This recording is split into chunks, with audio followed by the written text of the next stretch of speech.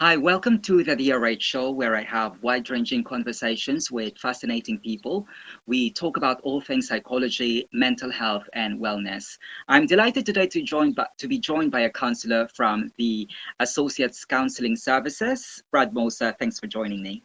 Yeah, thank you, Dennis. I appreciate the opportunity. It's great to have you here, Brad. If you could just tell us about your background, your trajectory in life, and how you ended up doing what you're doing. Absolutely, yeah. I'm from Lethbridge, Alberta, Canada, and I grew up in Medicine Hat, which is 2 hours away from Lethbridge. And in Alberta, there is a course that all students take in grade 11. It's called CALM, C-A-L-M. It stands for Career and Life Management. And in that class, that really opened my eyes to psychology, and it got me interested in psychology because of the instructor, the teacher. Her name is Nadine Spencer, and she taught the class like a group counseling, basically, where we sat in a circle and there was confidentiality and we talked about our deep secrets and stuff like that. It was really cool. And that got me interested in psychology. And then I've been pursuing psychology ever since. I never looked back. Right now, as you mentioned, I work at Associates Counseling Services in Lethbridge, a private practice. And I've been in almost 14 years of counseling experience. And I've been working in 9 years as a psychologist. I provide therapy for individuals, and that's both children ages 7 and up and adults.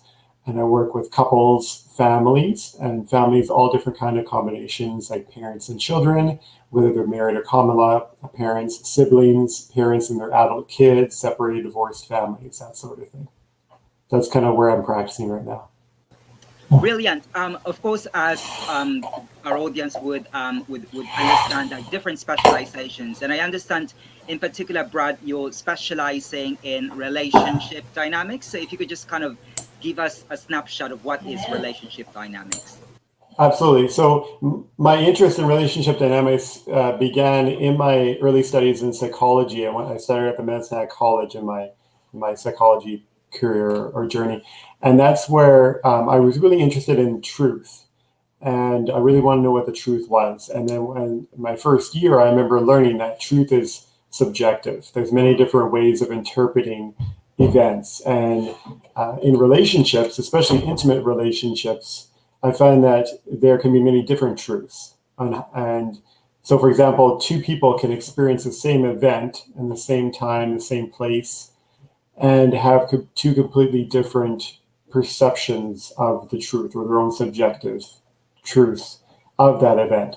And how do couples navigate that? That's something I've always been fascinated with, in helping couples do that. And I find that in therapy, often the presenting problem that people bring to therapy is often on the surface. It's things like communication, it's things like conflict, children not listening to their parents, children's anger. One person has a problem and needs to fix it in the family or in the relationship. And that's usually how it presents. But then I find that when you go deeper, then you get to the real meat of therapy. And I find that relationship dynamics is one of those meats that we can really dig into in counseling and help couples come at a better place and even have a better relationship than when they started counseling. Absolutely. Now, Brad, I suppose what people would be wondering is that every one of us is involved in a relationship. So we're kind of like sort of an expert in some way. So why do we need someone to help us navigate our own relationship? Well, why is, I suppose what I'm asking is why is someone, an expert such as yourself, need to be involved in a dynamic relationship? Yeah, great question, Dennis. And I don't think that everybody needs counseling in particular on all parts of their life. It can be helpful for sure. There's a lot of value to counseling. We all have dynamics in our relationship. I think it becomes the point of when you may want to look into counseling is if it seems like the dynamics are resulting in a loss of balance, and it's creating a lot of conflict in the relationship, and it could lead to relationship breakdown at the same time. And that's where a therapist can be very helpful to help you go deeper and try to identify what those dynamics are and learn how to work on them. There's a lot of other resources available, such as Googling and going on the internet to find out information about this, but it doesn't match when you meet with somebody with experience and professional who you develop a professional relationship with, and you can really have the opportunity to explore that within your relationship. And of course, in particular, you're focusing on helping people who are married couples.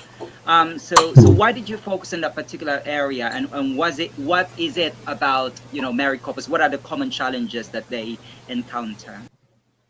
Yeah, absolutely. I just want to slow down a little bit and talk about dynamics, and then talk about why I'm interested in that, especially with married couples or couples who are in a relationship, and particularly couples who have children together, parents. So basically, my definition of dynamics in a relationship are ongoing patterns of behavior, emotion, and mental processes that happen between people in a relationship and within each person in that relationship. So I'm going to show a diagram here that I drew, and hope I can see this okay. Try my best here, if you can see this. Okay, so we have partner A and partner B, two people in a relationship, right? So when we get into a relationship, we know that we bring in things that we bring to the relationship that contribute to the conflict, contribute to the dynamics in your relationship. So we each have dots. If I could draw a dot, I don't really have a good pen right here, but if I were to put dots on each of them, that would show different things that we bring to the relationship that maybe strengthen it or weaken it. Okay, so that could be addictions, it could be trauma, it could be previous relationships that were painful. It could be about early experiences that can get in the way of the relationship. And then there's also these two circles, the two partners intersect in the middle, right? So in the middle is where we have that squiggly line, and that's where the dynamics can take place, right? So when a couple presents in couples counseling, the most common presenting problem is communication, right? So couples want to work on communicating better, which is a very valid concern that needs to be worked on for sure. But often what happens is they present on the surface as there's things that they can do to improve their communication. So that could be listening better. It could be taking turns talking and listening. It could be learning how to take time outs, that kind of thing, set boundaries. But then there might be some deeper things that they need to be aware of and learn about. So it could be about their own traumas that have happened in their life that are getting in the way of the relationship, those kind of things. So these dynamics happen within ourselves as individuals, but then also within our relationship. Yeah, so go ahead. Thank you for preparing that diagram. I suppose it really better illustrates what sort of assistance you're offering to your clients. I'm just wondering, right, because you've been doing this for a long time. Is there any scenario that really stands out from your memory without going to any specific? Yeah. Absolutely. So there is those dynamics I just explained there. They're significant I find between parents, and that's where I really wanted to explore today is the dynamics between parents who are in a relationship. There's already a lot of research online of parents in divorced or separated families and how they can raise their kids the best parenting separately. But in intact relationships, there's quite a bit of dynamics that can happen and get in the way of the relationship. Right, so there's many different specific types of dynamics, but the four most common kind of general dynamics that I see between couples in a relationship who are parenting together. The first one is a pursuer-distancer dynamic, and this is a very common dynamic that happens in all relationships, where one person, when the couple gets into a conflict or there's problems in the relationship, the person who is in the pursuer role may try to resolve or connect or reach the partner, and they really want to try to fix it with their partner. Whereas the person in the distancer role may try to protect themselves and their relationship by trying to not engage in those communications or those connections and try not to talk about too much about the problems. They may see that it is important to talk about problems, but it becomes too much and they need distance. They need to be by themselves in an attempt to smooth things over and in order to maintain connection, right? So the thing about the dynamic is that in dynamics, each person influences each other. So when the pursuer pursues, the distancer may distance. And then the more that the distancer distance, the more that the pursuer may pursue. Right? Another kind of very common dynamic between parents is the parent-child dynamic. Right? So where one person may take on the role of the parent, so that's the person who may try to take care of their partner, and they may try to meet their needs or try to nurture them, whereas a person in the child role may rebel against the person in the parent role, or they may try to adapt it for them or try to meet their needs in order for them, so they don't get upset. And then when you see the parent-child dynamic within parents who are in a relationship, it may seem like the person who's in that parent role may feel like they have 4 children and they're married to their oldest child, kind of thing, right? So that's an example of that too. There's another dynamic that happens between parents in a relationship is that of overcompensation, undercompensation, right? So the person who's overcompensating may feel like they need to because maybe they need to take care of situations, and they feel like they're the only ones who can do it, and the other person doesn't know how to do it. So they may, take up the majority of work with kids and with housework and stuff around the house, whereas the person in the undercompensator role may just feel like, oh, I don't know what to do to please her. I'm just going to get out of her way, or I'm using he and she, and I apologize about that. These are some averages that I've seen in my counseling, but these dynamics can take place within couples who are of the opposite sex, the same sex, different gender identities. It could also be across different races and cultural backgrounds, even among polyamorous relationships. So forgive me when I use the he and she. I'm really trying to use partner A and partner B because I'm just trying to connect with all people here. But the last kind of dynamic I see a lot of is the parental gatekeeper or gatekeepee kind of dynamic. And this is something that I've learned from Marcia and Kyle Pruitt and Philip and Carolyn Cohen. They're the developers of the Supporting Father Involvement Initiative, which I've been involved in myself at my previous job.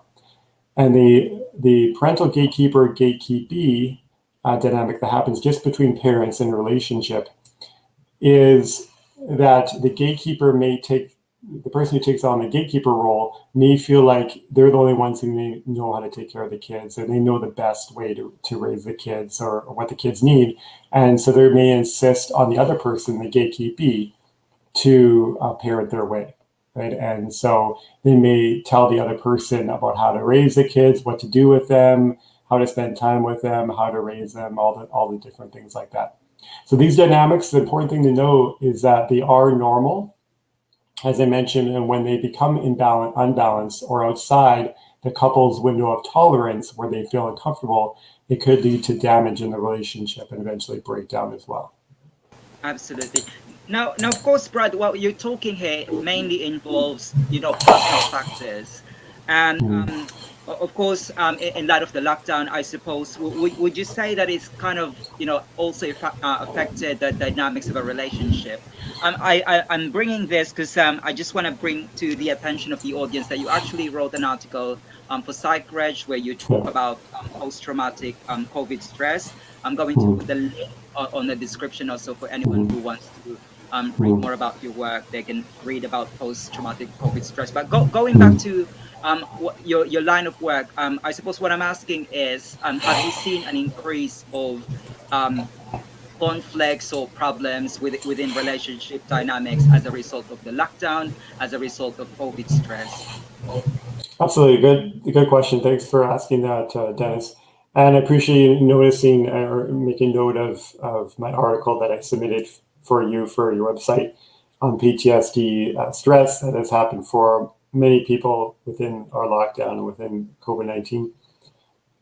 So the pandemic has created a lot of stress and a lot of conflict for all different types of relationships, particularly within intimate relationships, because what has happened, and starting in Alberta, restrictions are being lifted, and so we're starting to get back to whatever normal looks like. But because of taking away a lot of resources for people that were in place before. So such as not being able to see family and friends as much, not being able to connect as much maybe at work because you're having to work from home. And taking away things like using the gym or going to restaurants or whatever different resources that people used to use in order to cope with their relationship has been taken away. So that really had an extra added stress onto the couple, and then the couple didn't maybe have as many outlets, and so they had to rely on each other. So what couples did is they not only relied on each other as a relationship, as husband and wife or partner A, partner B, but they also had to rely on them for all other things. So friendship, for other holes where they've been able to have different outlets for, they had to rely on each other. So that created more stress on the relationship, and then as a result, we've seen an increase in conflict, we've seen an increase in domestic violence and child abuse, unfortunately, and in separation divorce. On top of that, it's created a lot of conflict within families because a lot of children across the world had to not go to school. They had to stay at home and be homeschooled from parents who are already stressed from everything else that was taken away from them due to COVID. And I'm not talking at all, I haven't mentioned at all about the grief and loss that came from financial stress and loss of jobs and people dying and not being able to go to the funerals and everything else. But on top of that, they had to look after the kids and they had to homeschool their kids while also working and doing everything else. So it just created a lot of stress within families. And so I definitely saw that within my practice. And now I'm glad to hear that as restrictions here in Alberta are starting to be lifted, that we're starting to see an increase in people accessing mental health services and therapists, which is fantastic because people are starting to see the importance of mental health. Absolutely. I could actually resonate with what you said that was slightly going back to normal. Here in Britain, I don't know if you have that in Canada, we call the 19th of July the Freedom Day, because this is the first day now we're not actually compelled to wear masks or do social distancing. But of course, hopefully this would, kind of, have a positive impact when it comes to relationship. Now, Brad, earlier you just give us a comprehensive overview of the type of dynamics within a relationship. I was wondering if you've already sort of discussed about codependency, or is that another aspect of what you're doing?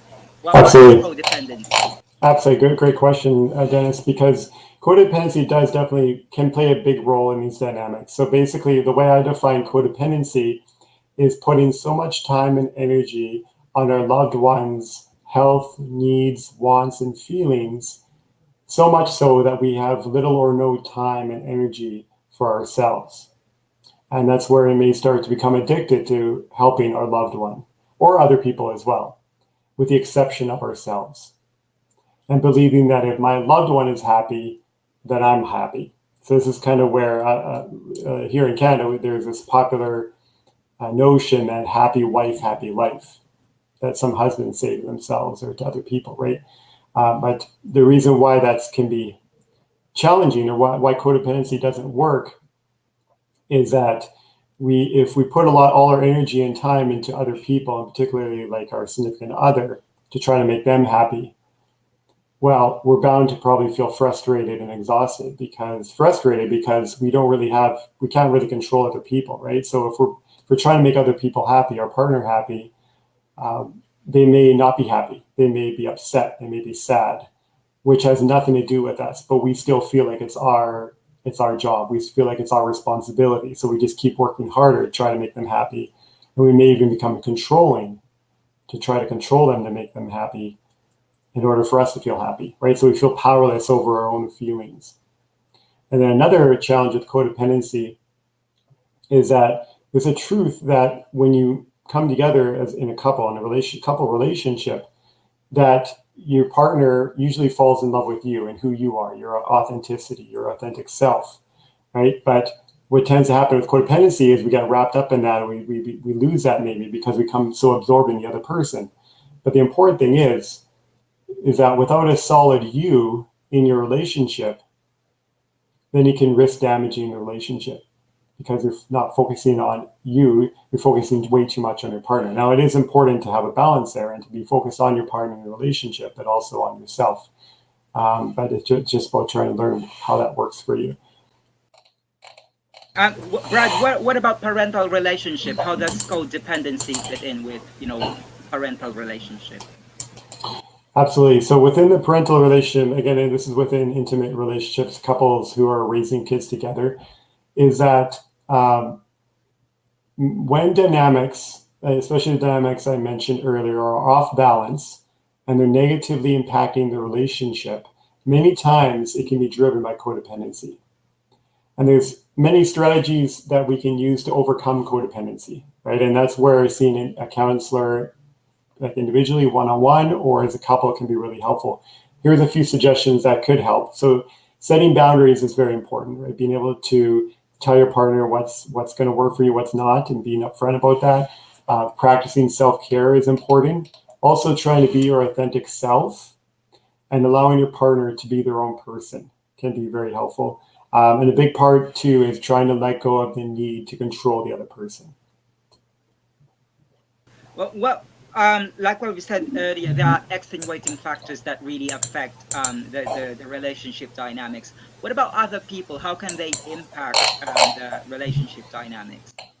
Yeah, so definitely. So there is other people such as like children, stepchildren, parents, in-laws, other extended family, friends, other lovers in the case of polyamorous relationships.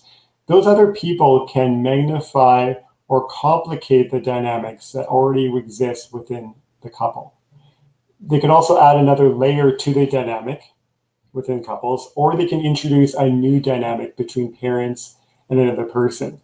So an example of that is triangulation.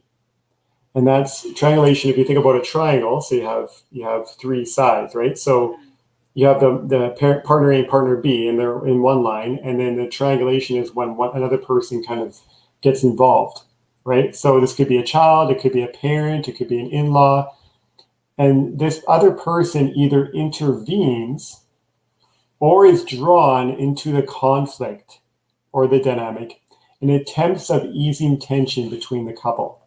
So an example of this could be where, let's say, parent A and parent B in a relationship, they're in a conflict, right?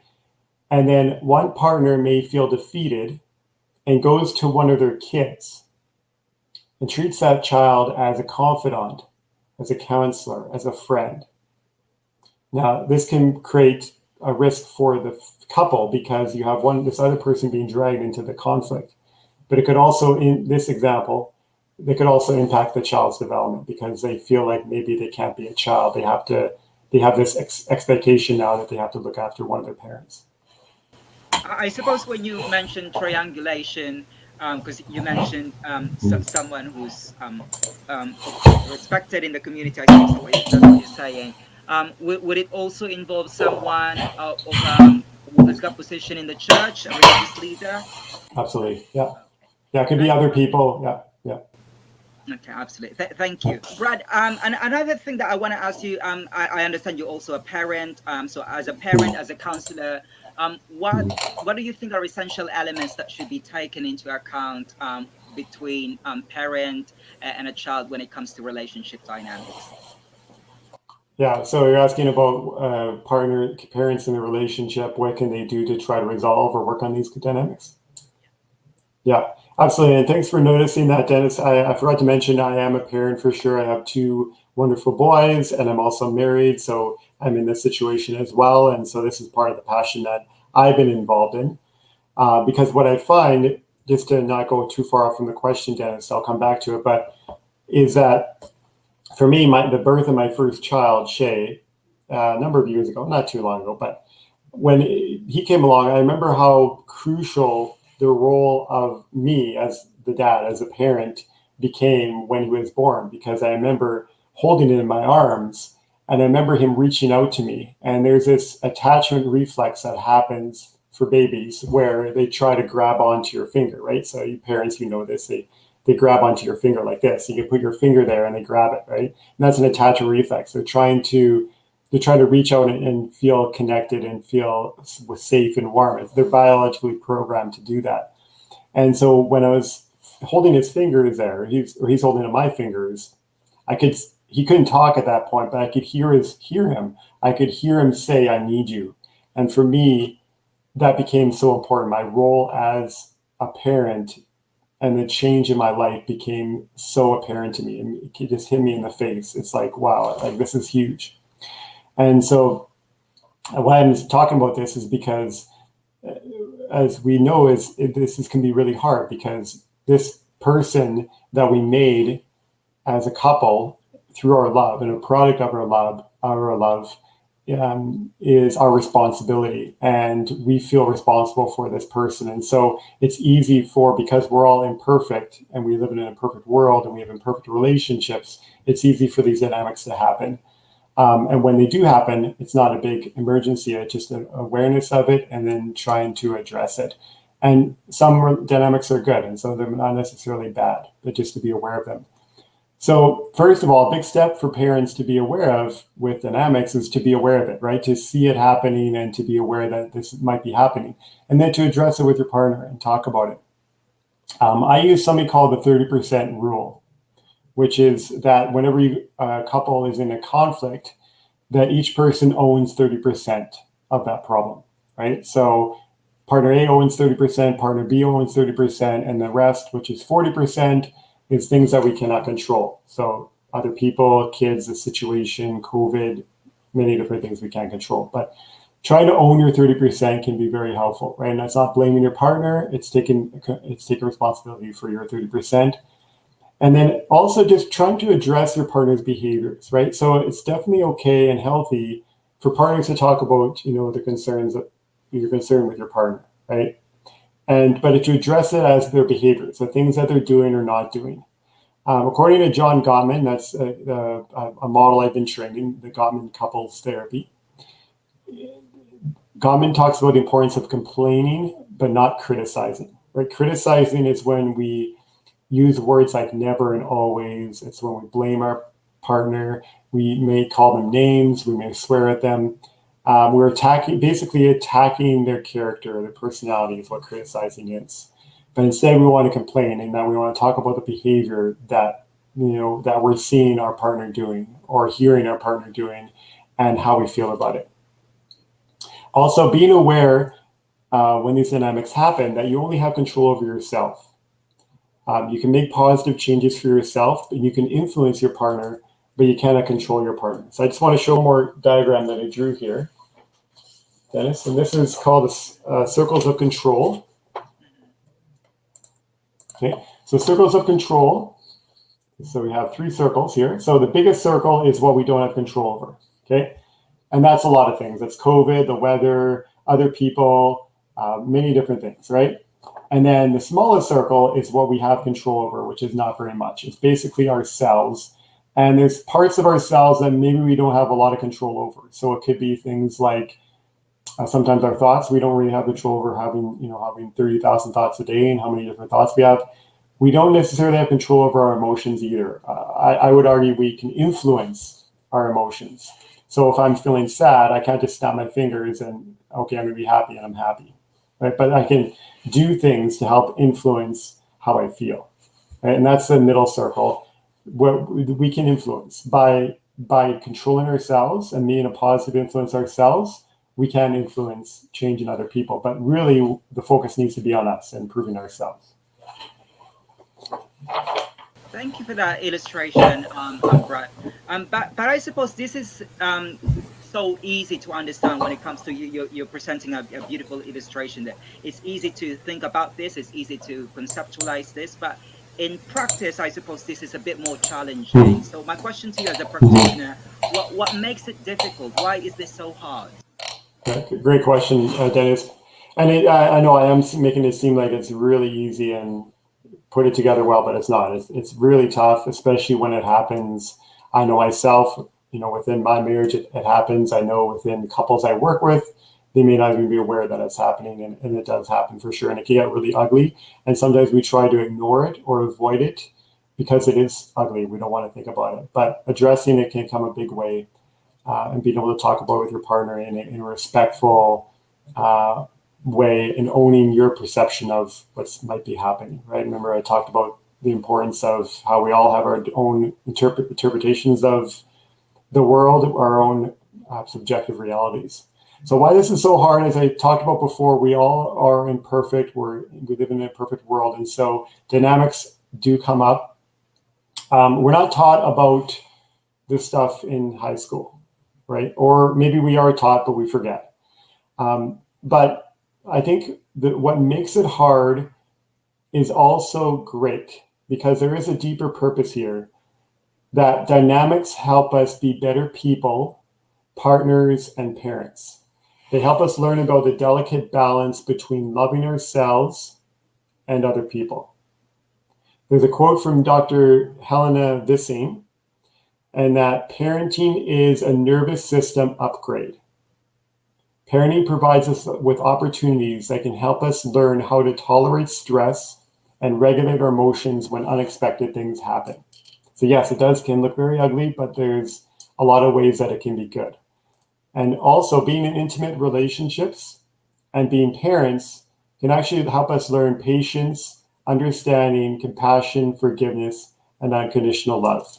So you can hear, for those of you who are parents, you can probably connect with this, and probably if you're not a parent, you can probably, just by talking to parents, you may hear people say that it's very stressful. It's one of the most stressful things you can do in your life. And actually, when couples choose to have a child and be parents, it's one of the most stressful things that can happen in their relationship.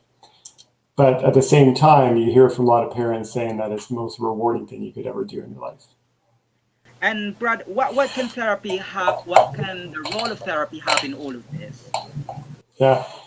So therapy, whether it's individual, like one-on-one, or couples, can be very helpful. It can be helpful to identify these dynamics that might be playing out, and to do your part. Again, you can only you're only in control of yourself, to try to make it better, to try to influence positive change, and to try to make it work better.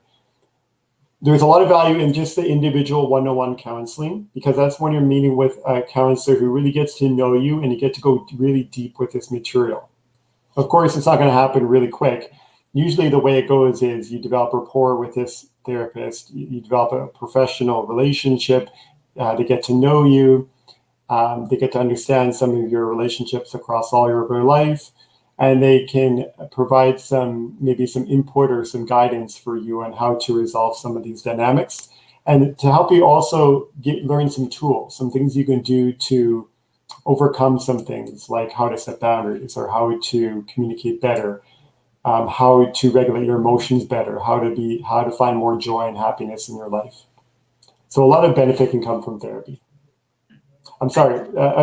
Just one thing. I mentioned the face-to-face counseling, the one-on-one individual counseling, but then the couples counseling and the family counseling, there can be a lot of benefit to that, because then you have both people in the room, or in the case of family, all the people in the room, and you can really, if all the individuals in the room are ready and wanting to work on things, then you can really help unmap a lot of these dynamics and work on them. And even if one or two, or not all of the people in the room, are motivated or wanting to work on it, you can still try to move towards some kind of change.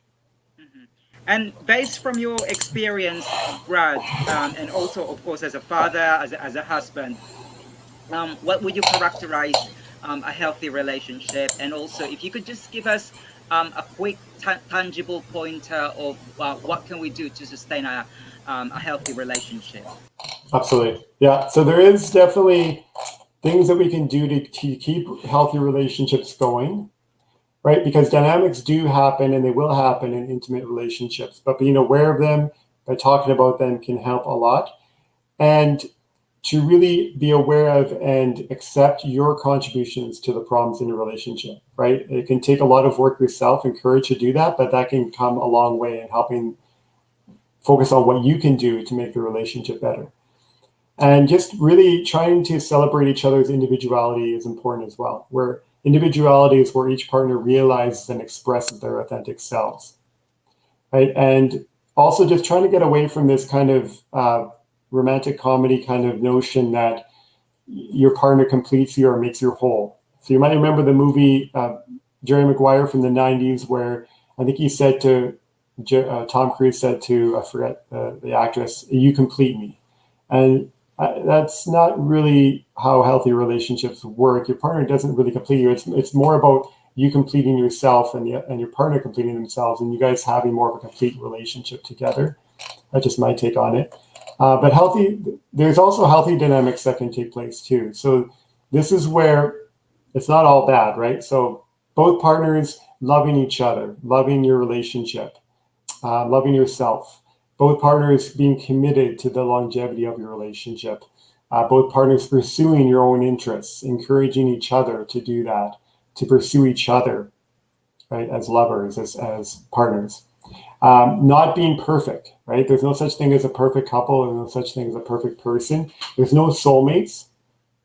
Right? It's just about finding people that you like and just trying to work hard on making your relationship better. And to also think and talk positively about each other, about your partner, right? And if it's a lot of negative, just trying to maybe understand what's behind all that negative, and then trying to eventually get out of the negative and then into more of the positive, right? And sometimes it's just about finding somebody you trust, such as a therapist or a family friend, to really be able to process some of the stuff or talk about what's bothering you, or with your partner as well. Also, couples who have, focusing on the healthy part of the relationship, on healthy dynamics, is having an evolving and vibrant pursuit of their emotional, physical, and sexual intimacy. Because among all relationships, that's what makes an intimate couple relationship special. And also having a sense of humor, right?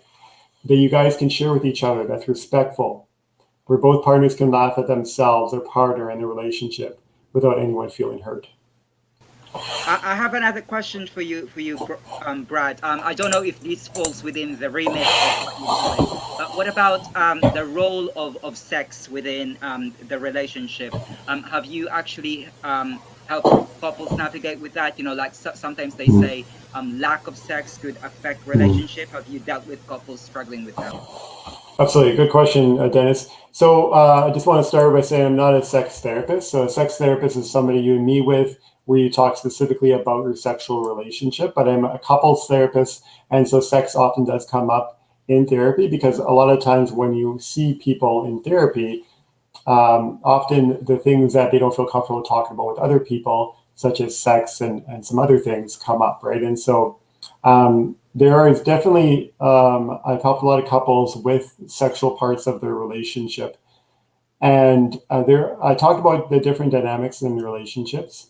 And there are quite a few sexual dynamics that can also take place within a couple. So one of the very common sexual dynamic is the high desire, low desire dynamic, where one person has a higher desire for sex and the other person may have a lower desire, right? And so again, it feeds off each other, right? So it's about trying to find that good place between you where each person is able to talk about their needs and their wants and their feelings within their relationship, and try to do what they can to make it work, and also maybe a bit of compromising or trying to be open with each other about what you need. And then also just being aware of how to make it work better in the moment as well when you are being intimate with each other. And yeah, so as I mentioned, it can be definitely helpful to see a therapist when sex is presenting a problem in the relationships, such as a very common concern within couples is where one person wants sex more than the other, and how to make that happen. So couples counseling is a good place to process that. Thank you. And Brad, a lot of people who would be watching this interview would have been inspired probably to follow your footsteps. So if anyone wants to become a couples counselor, couples relationship expert, could you recommend good resources, or could you recommend some good organizations to be part of? Or is there any TED Talk that you think would kind of inspire them to follow your path? Yeah, great question. Thank you, Dennis. I highly recommend the work of John Gottman and Julie Gottman, his wife. They've put up a lot of research. They've had over 40 years of research. They've done research on thousands of couples, and they found the patterns in couples that make their relationship stronger and make them stay together for the long term. And then they also found the patterns that make relationships break up or go through separation, divorce. So really good books that they have available out there. The most popular is 7 Principles to Making Marriage Work. As I mentioned, I've been trained in their method of couples therapy. I'd also want to recommend Esther Perel's, and she has a lot of good research on relationship dynamics and how couples can work with that, particularly with intimate relationships and also within couples who've experienced infidelity in their relationship. So she has a lot of good YouTube videos, a lot of good resources and books out there. I would also recommend Sue Miller and some of her research on emotions within couples, emotion-focused therapy. A lot of good stuff there. And that's probably who I'd suggest the most. There's a few others who are good, but I would definitely recommend those 3 the most. Now, Brad, I'm sure with your experience since you've been working as a relationship counselor for quite some time, you've come across a number of misconceptions. So if you could just share to us some of those misconceptions and kind of address them. And thank you for that question, Dennis. I love talking about that. You're asking about the misconceptions about couples therapy and stuff like that. Yeah. So I've already mentioned a few of them already. So one is the whole note, if you've heard about that within men, the notion of happy wife, happy life, or if my partner's happy, I'm happy. I guess to a certain extent, in the short term, you can be happy if your partner is happy. But at the same time, as I mentioned, if you're focused so much on your partner's happiness and too much where you're not focused on yourself, then you can end up feeling maybe frustrated and hopeless because you only have control over yourself, basically, right? But you can do things to help your partner feel better for sure. So that's a big one. And then the other one I mentioned before was the idea that you complete me or your partner completes you.